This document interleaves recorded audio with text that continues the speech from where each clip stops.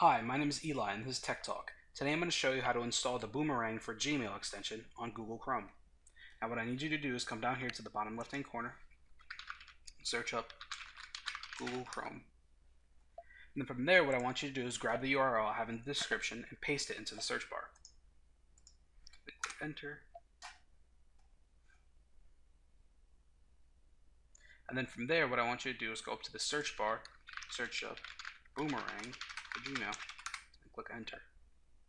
Now, make sure to click on the first extension, Boomerang for Gmail, offered by Boomerang whatever.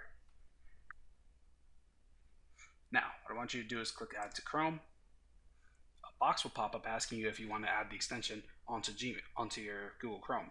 All you have to do is just click add extension. Now, if you have any questions about what we talked about today, make sure to drop them down in the comment section below and I'll be sure to get back to you as fast as I can. This has been Eli from Tech Talk. See you next time.